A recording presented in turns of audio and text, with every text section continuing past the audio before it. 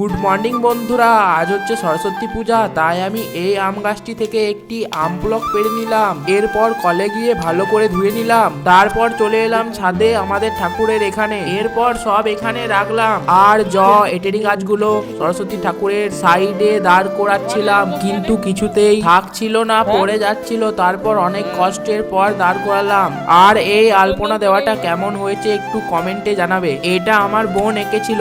এরপর স্নান করে রেডি হয়ে ফল কেটে নিলাম আর চিড়ে ভোগ সাজিয়ে নিলাম। আর ঠাকুরের এখানে সবাইকার ভোগ আর বই খাতাগুলো রেখে দিলাম। এরপর ব্রাহ্মণ ঠাকুর আসার অপেক্ষা। তারপর আমরা দু ভাই মিলে ক্যামেরাগুলো সেট করলাম, কিন্তু আমাদের কি কপাল খারাপ যে আমার ফোনের ক্যামেরাটা অফ হয়ে গিয়েছিল। তারপর ব্রাহ্মণ ঠাকুর এসে গেল আর পুজো স্টার্ট করে দিল। এরপর সবাই মিলে পুষ্পাঞ্জলি দিলাম, তারপর প্রণাম করে শান্তি জল নিয়ে নিলাম। তারপর পূজা শেষ হয়ে গেল। এরপর প্রসাদ আর জল খেয়ে নিলাম। তারপর চলে এলাম এ ঘর আর মাছ ভাজলাম। আজ সিজনও, তাই আজকের দিনে কাদের কাদের সিজনও রান্না হয় কমেন্টে জানাও। তারপর রাত হয়ে গেল এবং সিজনও রান্নাও সব হয়ে গেছে। এরপর আমি এদিকে সিজনও মুড়ি টিফিনও করে নিলাম।